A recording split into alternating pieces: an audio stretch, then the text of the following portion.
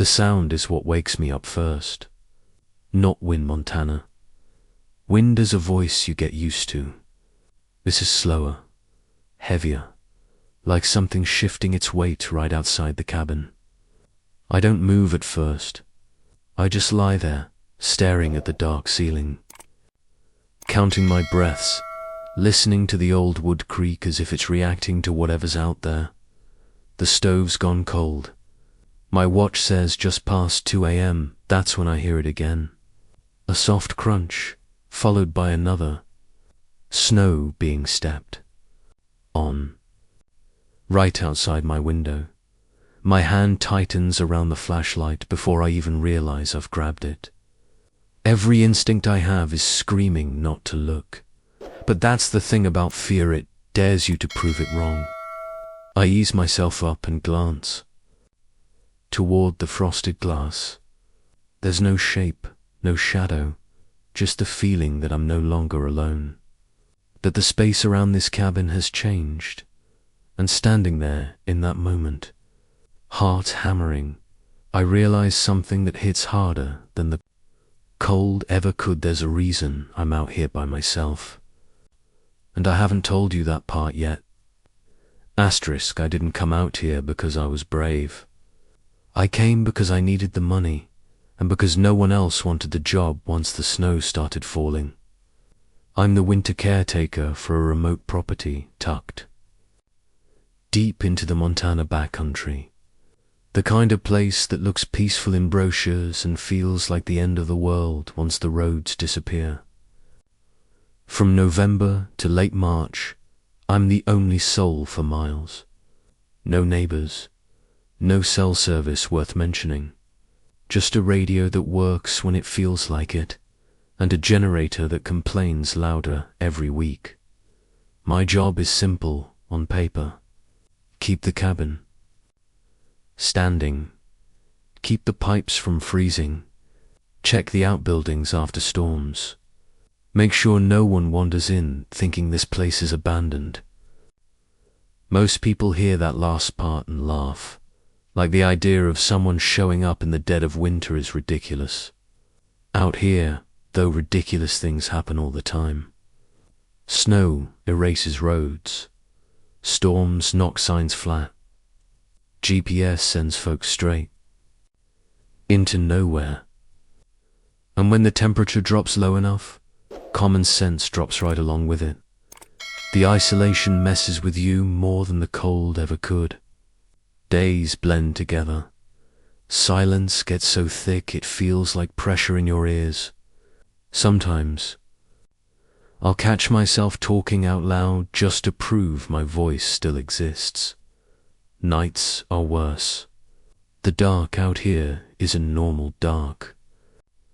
It's the kind that feels like it's pressing against the windows, waiting for a crack. Every sound carries too far, and every quiet feels loaded. Like something's holding its breath. People always ask if I get scared being alone like this. The truth is, you don't start scared. You start bored, then cautious, then hyper-aware. You learn every creep of the cabin, every way the wind hits the walls. You tell yourself that knowing the difference between normal and wrong will keep you safe. That if something ever felt off, you'd catch it right away. That's what I believed, anyway. Because until that night, this place was just lonely, not threatening, just cold, not hostile. But standing there in the dark, thinking about why they needed someone out here all winter in the first place, I started to realize this land wasn't just empty. And once I noticed that, I began paying closer attention to the world outside the cabin, the snow, the silence, and the way Montana winters have a habit of hiding things in plain sight. Asterisk. Winter out here doesn't ease him. It slams the door behind it and dares you to complain. By mid-December, the snow stacks up higher than the porch rail, and the world shrinks down to whatever you can see from the cabin windows. My days fall into a routine so tight it almost feels safe. Wake up before sunrise, feed the stove, check the generator, walk the property line if the weather allows, eat something warm, repeat. The clock barely matters when the daylight only sticks around for a few weeks, hours before getting swallowed again. The quiet is the loudest part. No traffic, no planes, no distant hum of civilization, just wind scraping. Across frozen trees and the low groan of the cabin settling as temperatures drop. At first, the silence feels peaceful, like a reset button for your brain. But after a few weeks, it starts getting personal. You notice every sound because there are so few of them, and when one doesn't fit, it hits wrong. Even normal noises start feeling suspicious if you hear them at the wrong time. Snow is a way of changing how everything behaves. It muffles footsteps, buries tracks, and makes distances hard to judge. What looks close can be a brutal hike, and what looks untouched might have been walked over hours ago. I learned to read it the way other people read. Faces smooth means fresh. Crusted means old. Broken patterns mean something passed through. Most days, the snow told a boring story. Wind, drifts, animal tracks cutting through like signatures. Nothing out of the ordinary. Nights drag on forever. Once the sun goes down, the cabin becomes this tiny island of light floating in a black ocean. I'd sit by the window sometimes, coffee gone cold in my hands, staring out at nothing, just making sure nothing stared back. You start to realize how exposed you really are. 4 walls, a couple of locks, miles of wilderness that doesn't care if you exist or not. That thought has a way of crawling into your head and refusing to leave. I kept telling myself that this was normal, that the tension, the constant alertness, was just part of surviving a Montana winter alone.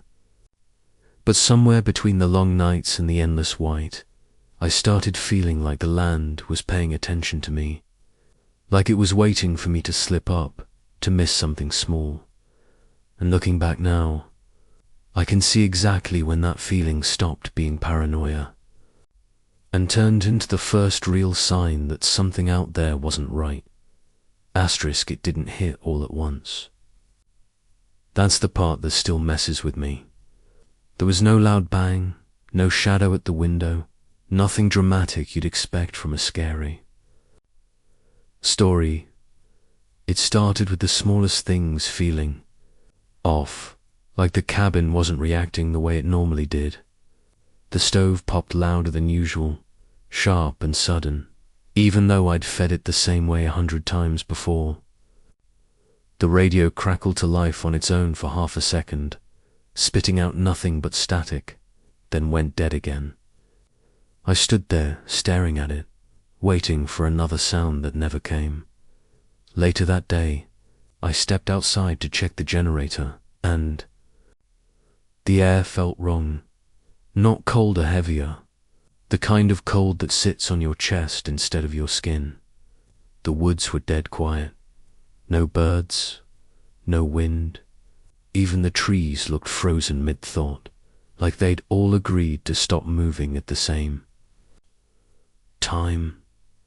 I remember joking under my breath that it felt like the whole place was holding its breath. The joke didn't land. Something in my gut twisted, and I couldn't explain why. I started noticing how often I'd turn around for no reason, just spinning on my heel, scanning the tree line, convinced I'd heard something behind me. Every time, there was nothing. No movement, no sound. Just endless white and dark trunks stretching out like they always had. I told myself it was cabin fever, that anyone stuck alone this long would start seeing ghosts where there weren't any. Still, I caught myself keeping my back to the cabin wall, like I didn't trust the open space anymore. That night, sleep wouldn't come. I lay there listening to the cabin settle, every creak sounding too deliberate. Around midnight, I heard a dull thump outside. Not loud, not close. Just enough to register. I froze, counting seconds, waiting for another one. Nothing followed. No scraping, no footsteps. Just silence rushing back in, thicker than before. I didn't check the window. I don't know why, but something told me not to. Like once I looked, I couldn't unsee whatever was out there. The next morning, I tried to laugh it off. Made coffee, ran through my routine like muscle memory would overwrite whatever had crawled into my head overnight. But when I opened the cabin door, that feeling came back twice as strong. The snow out front looked disturbed, not blown by wind, not settled naturally. Just wrong enough that my eyes kept getting pulled to the same spot.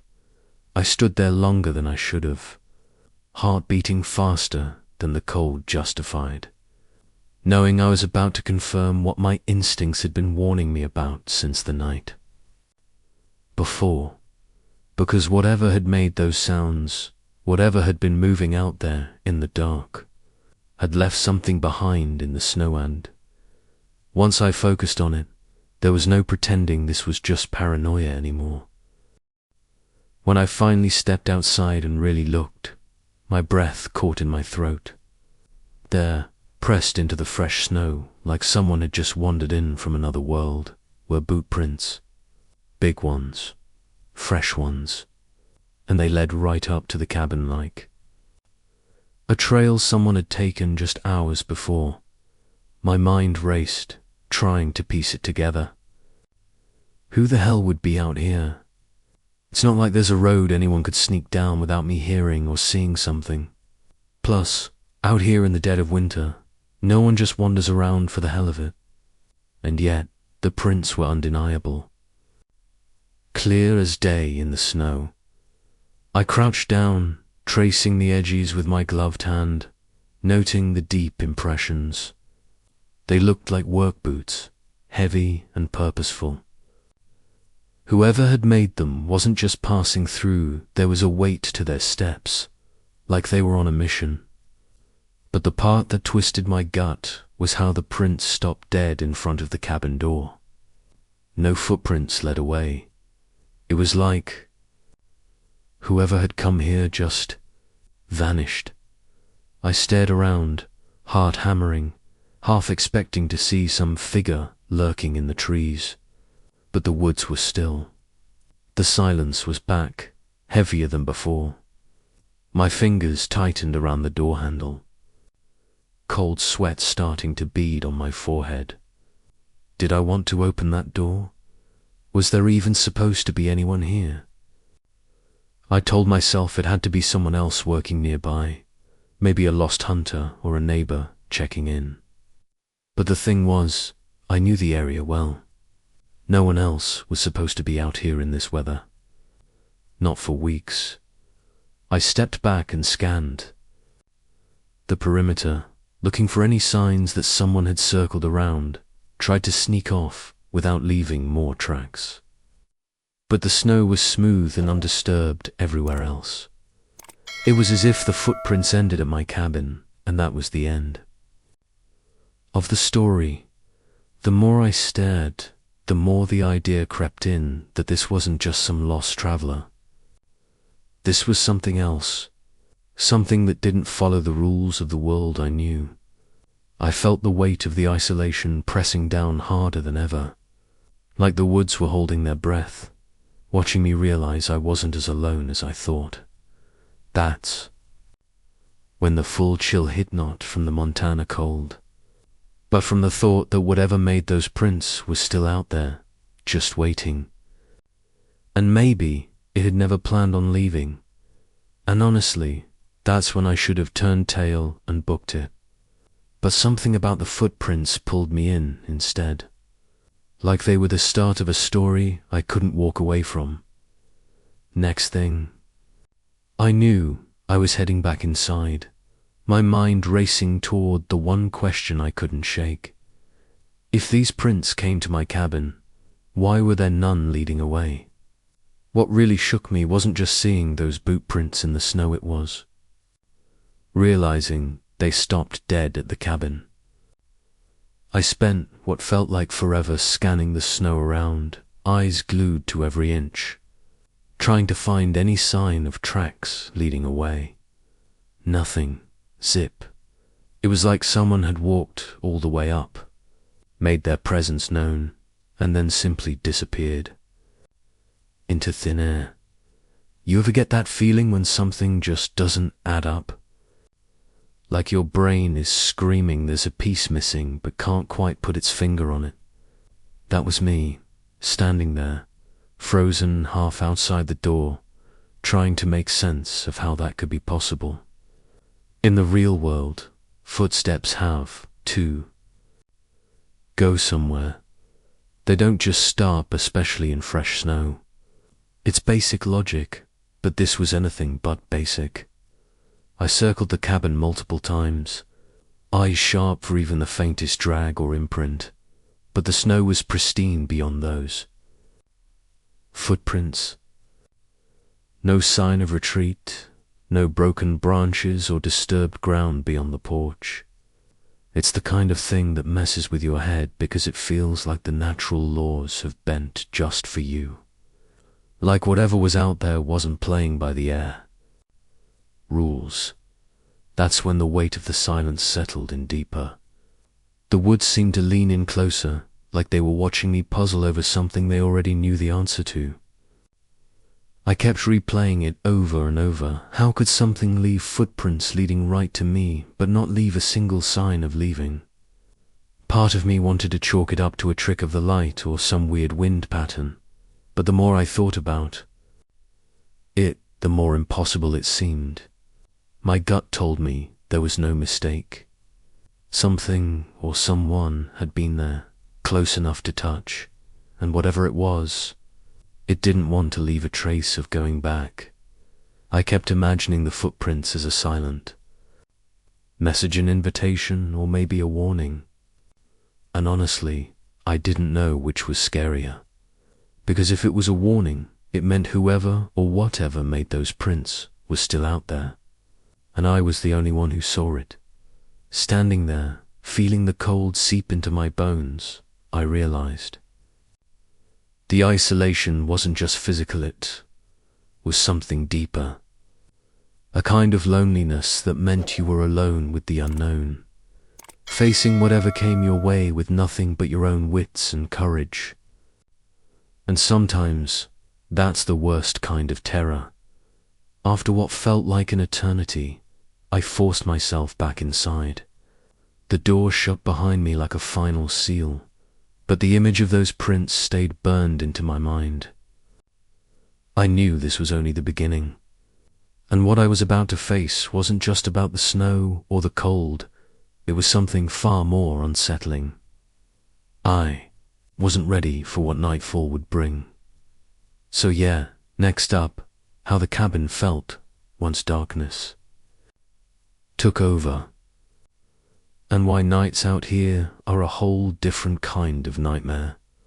After locking the door behind me and shutting out the biting cold, I sat down, trying to make sense of what I'd just seen.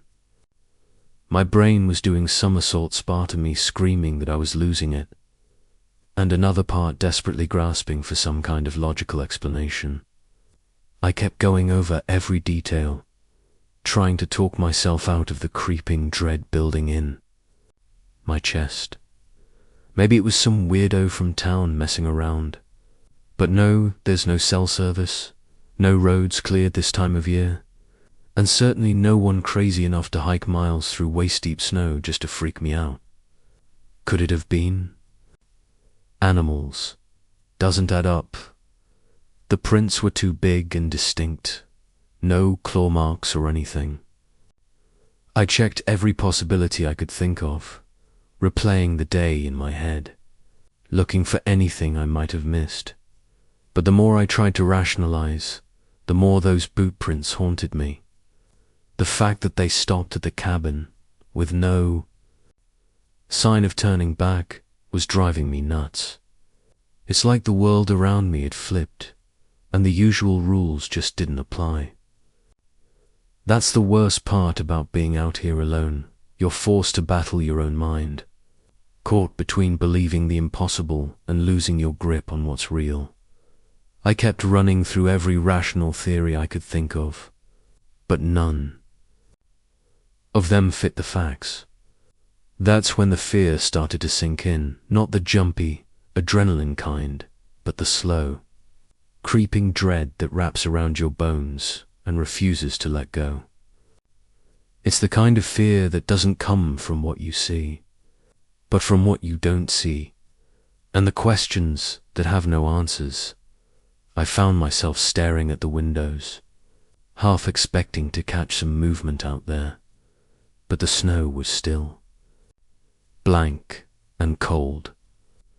I tried to focus on the familiar sounds, the creaks of the cabin, the hum of the heater, but even those felt off, like background noise to something bigger lurking just beyond my sight.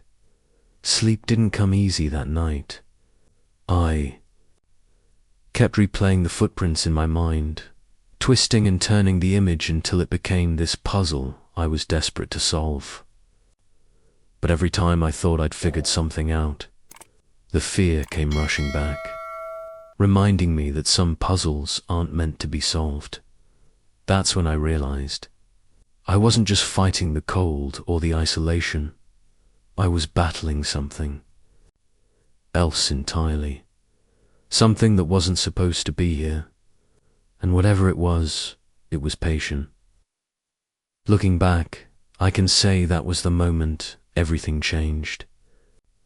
The moment the Montana winter stopped being just a harsh environment and started feeling like a trap. Because from there on out, nothing made sense. And every shadow started hiding a story I wasn't sure I wanted to hear. Next, I'll tell you about how nightfall turned the cabin from a shelter into a prison, and why darkness out here plays by its own rules. When the sun finally dips below those Montana pines, it's like the whole world flips upside down. Daylight, with all its noise and distractions, disappears, and suddenly you're left alone with the dark. And I don't mean just a little dark. I'm talking about a kind of darkness so thick and absolute that it feels like it's swallowing the cabin whole. The windows, which looked like portals to the outside world during the day, turned into black mirrors at night. You catch glimpses of your own tired face staring back at you, and the silence outside presses so close you can almost hear your heartbeat pounding in your ears. Out here, there's no streetlights, no passing cars, no hum of city life to break. The quiet. Just a void that stretches as far as your eyes can't see. That night, I lit every lamp I had and kept the stove roaring, trying to keep the cold and the feeling of something watching at bay. But no matter how much light I cranked up, the shadows still seemed to stretch and shift just beyond the edges of the glow, like they were alive. The air inside the cabin grew heavier, the kind of weight that sits on your chest and makes breathing feel like a chore. Every little noise seemed magnified. The creaks of the old timber framing the cabin felt like footsteps pacing just outside. The whistle of the wind through cracks sounded like whispered voices I couldn't quite catch. And sometimes, just for a split second, I'd swear I saw movement, something slipping past the edge of my vision, only to disappear the moment I turned my head. I kept telling myself I was imagining things, that it was just the isolation playing tricks on my mind. But deep down, I knew better.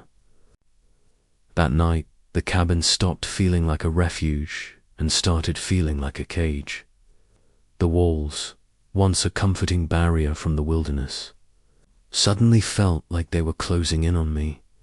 I tried to stay busy, checked the locks, refilled the stove, made sure the radio was tuned in, but nothing chased away the growing sense of dread. It was like the darkness had a pulse of its own, and every beat brought it closer. Lying in that bed, staring up at the ceiling, I felt completely exposed despite being surrounded by walls and locked doors. It was a sharp reminder that no matter how safe we think we are inside, the unknown is always waiting just outside, patient and silent. And as the hours stretched on, I realized that whatever had left those footprints wasn't just outside. It had found a way to settle into the night with me. Next, I'll get into how that feeling of being watched wasn't just in my head, how something out there in those woods was paying attention, and how it changed everything. You ever get that gut feeling like someone's watching you, but when you turn around, there's nothing there? That's exactly what hit my except it wasn't just a feeling, it was a presence. Something heavy, quiet, and patient, lurking just outside the reach of the cabin's weak light. It started small, almost like a shadow stretching a little too long, or a sound that didn't quite match the rhythm of the wind. At first, I tried to brush it off.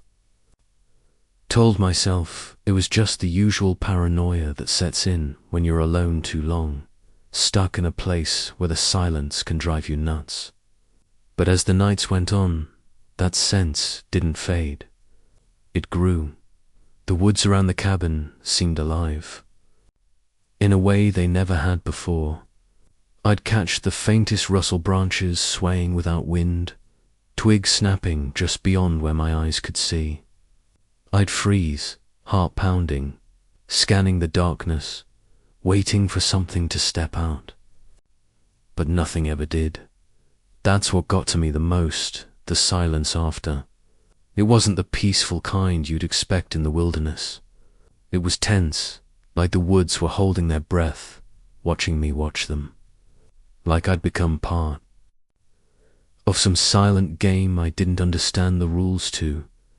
Inside the cabin, the feeling clung to me. I found myself jumping at every creak, every groan of the old wood.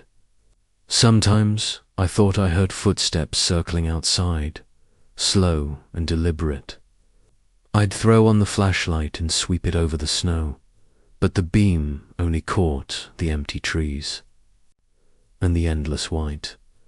I wasn't just scared of what might be out there, I was terrified of what it meant that it was so patient. It wasn't rushing. It wasn't making a move.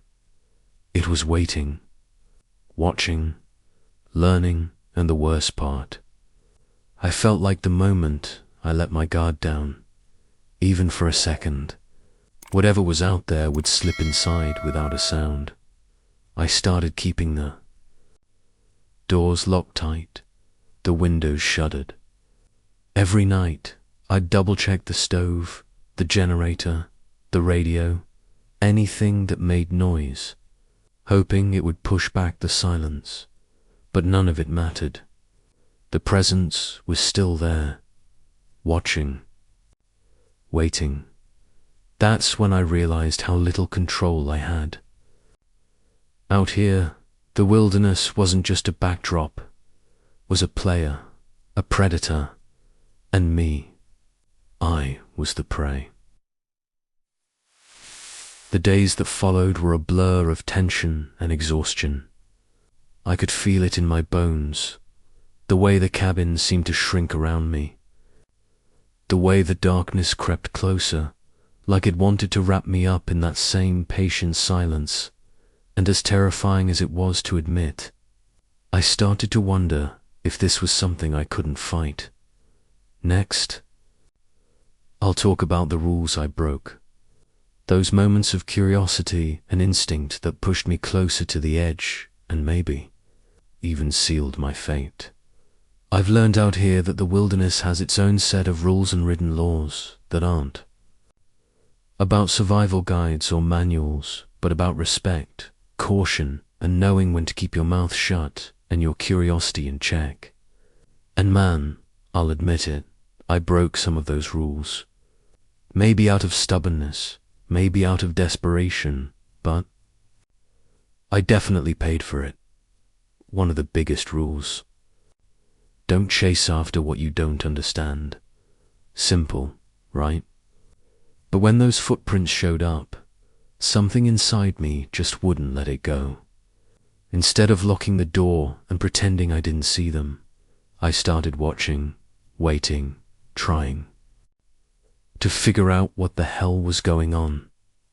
I checked the windows at all hours, poked around outside during daylight, even tried calling out once or twice stupid moves, looking back. I also broke the rule about trusting your gut. There's this voice inside you when you're out in the wild alone. Call it instinct or common sense, sand it, shouts run or stay put or don't look. But I pushed past that voice a few times, thinking I could outsmart whatever. It was out there, or maybe just convince myself it was nothing. The isolation makes you do weird things. You start to crave answers, even when those answers don't want to be found. You start questioning your own sanity because the silence gets so loud it drowns out logic. So yeah, I poked around in places I shouldn't have, stayed out later than was smart, and ignored that deep down warning to just pack up and leave. That night when I heard those soft thumps against the cabin, I should have stayed under the covers. Instead, I grabbed the flashlight and stepped outside into the cold, heart racing. I wasn't thinking straight eye, just wanted to see what was out there, even if my every nerve was screaming not to. That's when things really started to spiral. Because breaking those rules isn't just about bad luck, it's like lighting a match in a dark room full of gasoline. Suddenly, you're not just a visitor. You're part of whatever the hell is going on. And trust me, that's a feeling I wouldn't wish on anyone. Looking back, I realized the worst mistake wasn't being out here alone, or the cold, or even the footprints. It was thinking I had control, thinking I could handle it. Because once you break the rules the wilderness sets, it doesn't just walk away. It holds on tight and drags you into its own game. Up next, I'm going to tell you about the moment things hit the absolute worst, the closest I ever came to not making it out alive. That part's heavy, but it's the truth. That night, man, it's burned into my memory like a nightmare you can't shake. I remember the cold biting harder than usual, like the air itself was trying to warn me. The wind had picked up, rattling the windows and pushing long shadows across the cabin walls. I was on edge, every muscle tight, every sense screaming that something was about to happen. I was pacing near the window when I saw it, a flicker of movement out in the trees. At first, I thought it was just my eyes playing tricks. But then, it happened again. Slow, deliberate, closer this time. I grabbed the flashlight, my hand shaking, and swung the beam toward the edge of the woods. What I saw froze me in place. Something or someone was there, just standing in the dark, barely visible between the trunks. No face, no clear shape, just this hulking shadow that didn't move like a person but didn't disappear either. The prints, the silence, the watch in it, all made sense in that moment. I wanted to scream, to bolt, but my legs felt like lead. The thing started moving toward the cabin, slow and steady, with a presence that filled the night air and crushed the breath in my lungs. I fumbled for the Door, heart pounding, barely able to lock it fast enough. Inside, the cabin felt smaller than ever. I backed against the wall, flashlight shaking in my grip, listening to the crunch of snow footsteps circling outside. They weren't random anymore, they were deliberate, like a predator stalking its prey. Time blurred, minutes stretched into what felt like hours. The noises outside got closer, louder, and then suddenly stopped. The silence that followed was worse than any sound. It pressed against the windows, seeped under the door, filled every corner. I was ready to break, to scream, to run, but something held me there. Maybe it was stubbornness. Maybe it was sheer terror freezing me in place. I don't know. What I do know is that night nearly broke me. Morning came slow and grey. When the first light spilled through the windows, I felt like I'd survived something impossible. The snow was untouched again, no sign of whoever or whatever had circled the cabin. Like they vanished into thin air, just like the footprints. That led me here. That night changed everything. It taught me how thin the line between safety and danger really is when you're out here alone. And it left me wondering if I ever truly escape that shadow lurking in the woods. Next, I'll tell you what, the morning after looked like the silence, the snow, and the eerie calm that followed what felt like the worst night of my life. When the first pale light of morning finally crept over the horizon, the world outside looked almost normal. The kind of quiet that felt like a fresh start. But after what I'd been through, that calm was anything but reassuring. It was the kind of silence that makes your skin crawl like the wilderness was holding its breath, waiting for something to happen next. I pushed the cabin door open slow, half expecting to see footprints circling the place again, or some sign that the shadow from the night before was still lurking just out of sight. But there was nothing. Just untouched, snow-blank, smooth, like it had erased the whole nightmare. The air was cold, crisp, with that clean scent you only get after a storm or long winter freeze.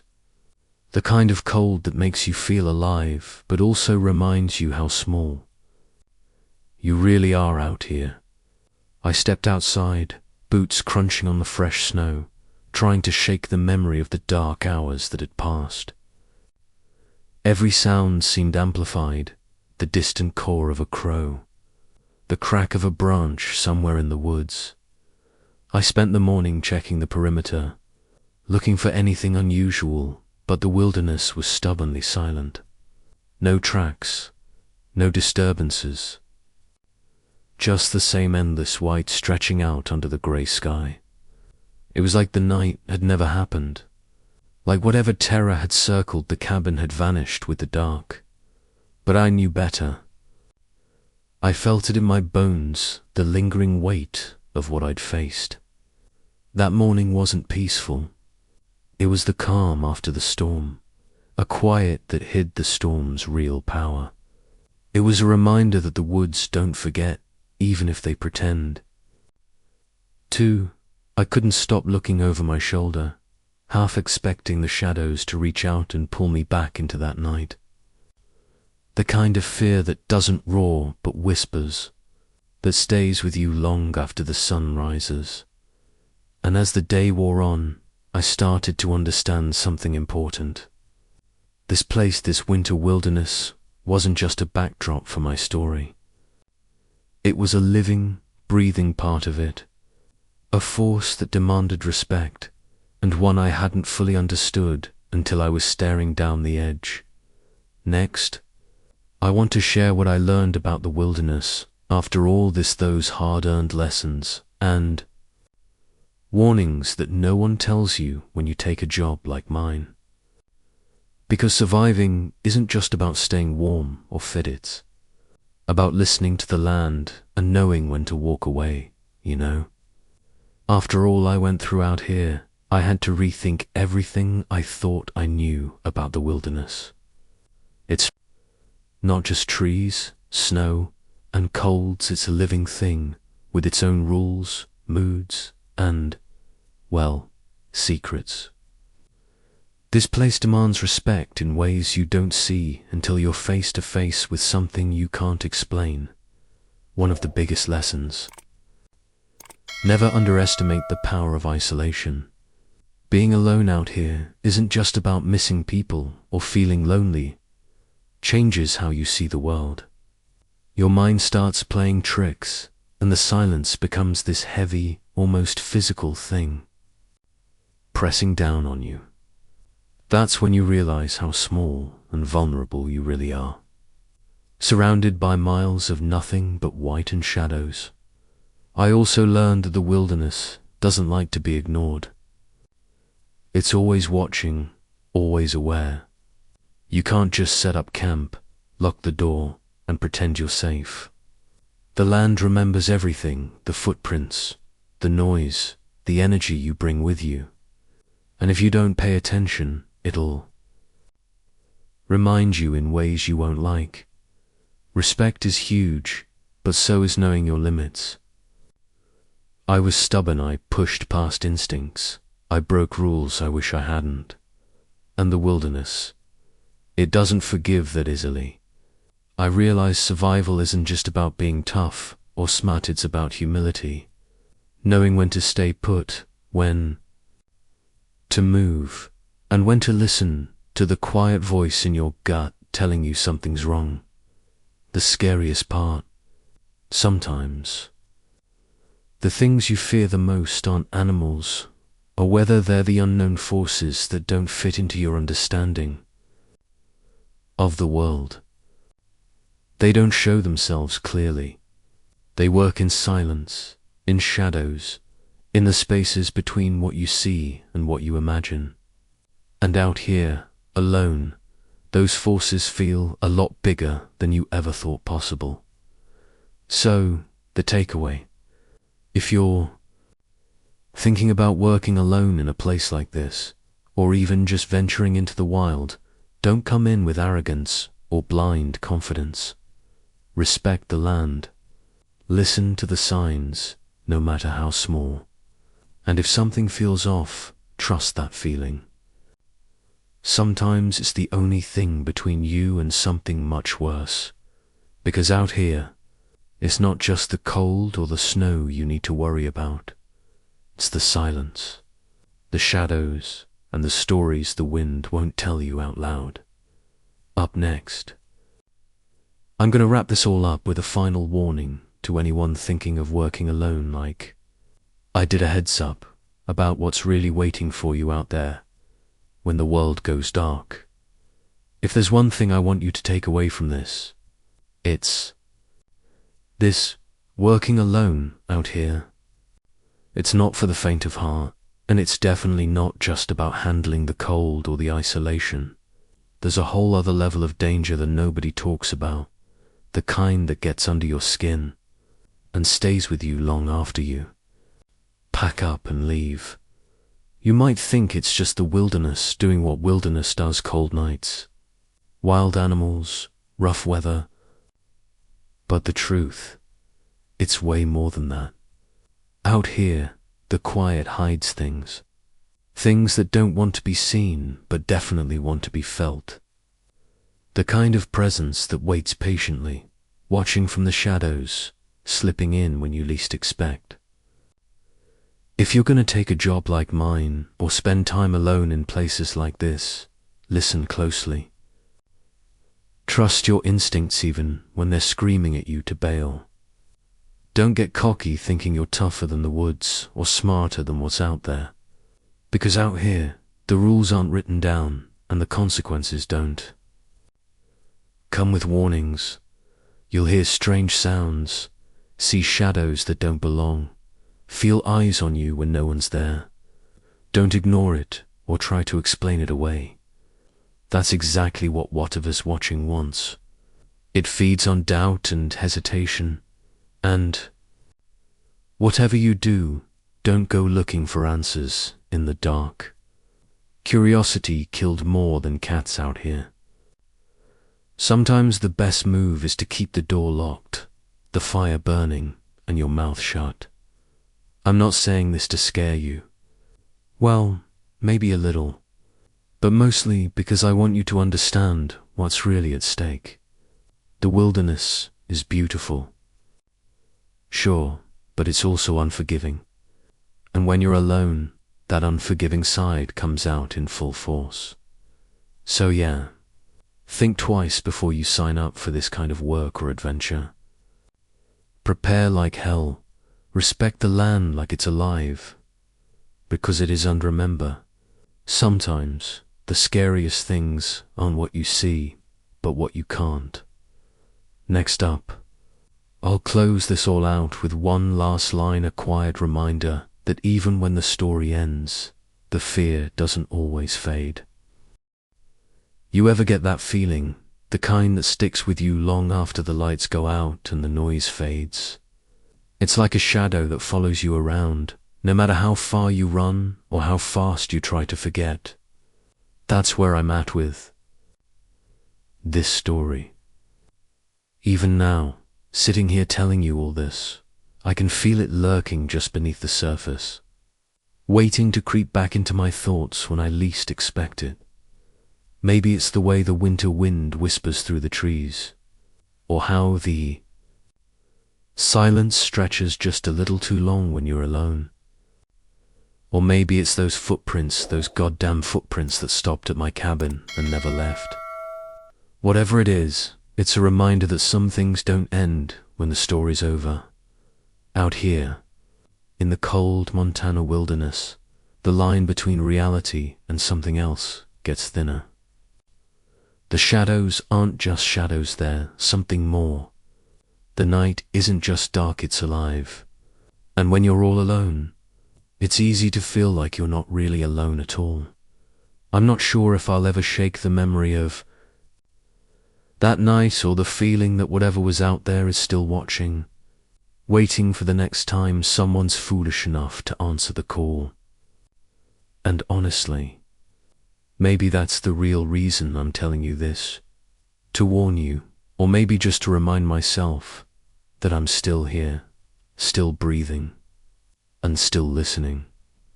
Because out here, the wilderness has its own way of making sure you remember. The cold seeps in, the silence presses down, and those footprints, they never really leave. So if you ever find yourself alone in the middle of nowhere, staring out into the dark, just remember, sometimes the scariest things aren't the ones you can see, but the ones you can't. And with that, my story ends. But the fear that stays with you. Thanks for listening.